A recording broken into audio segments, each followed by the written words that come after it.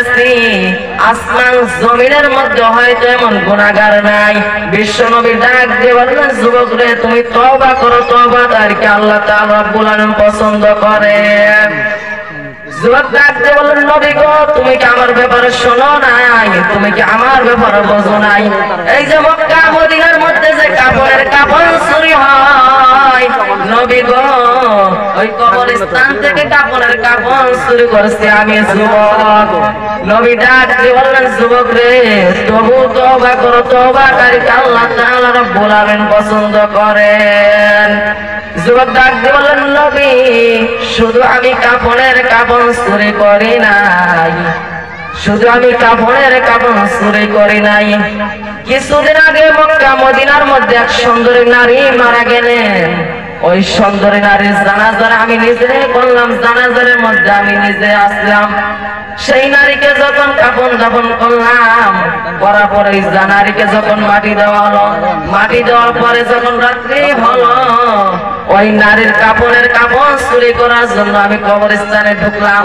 কবরস্থানে ঢোকার পরে ওই নারীর কাপড় যখন 3 টুকরা টান দিয়েছি, শয়তান আমার মনের মধ্যে ঢুকা দিল। ঢুকা দেওয়ার পরে শয়তান বলল, যুবক রে সারা জীবন তুই কাপড়ের কাপড় চুরি করলি, আজকে মৃত ব্যক্তির সাথে জিনা করে যা। শয়তান অস্তে থেকে ওই যুবক ওই শয়তানের অস্তে থেকে ওই মহিলাকে জিনা করলো।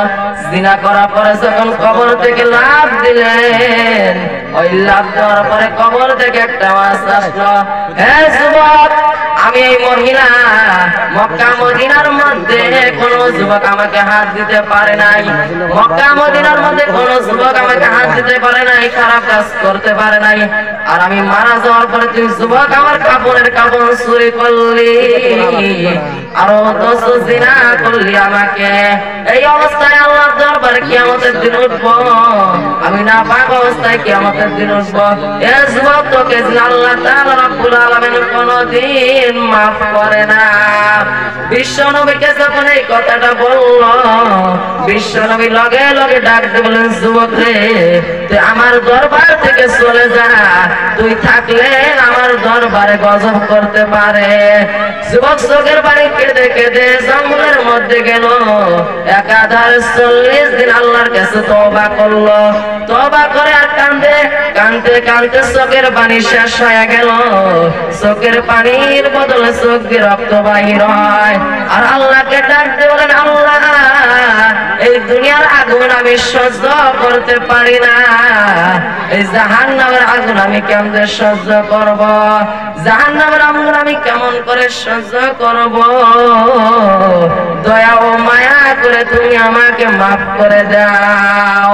যখন এই কথাটা বলেছে আল্লাহর দরবারে আল্লাহ লগে লগে ডাক দিয়ে বলেন, ফেরেশতারা যাও যাও যাও বিশ্ব নবীর কাছে যাও, ওই যুবককে আমি মাফ করে দিয়েছি। যুবককে খবর দেওয়ার পরে যুবকের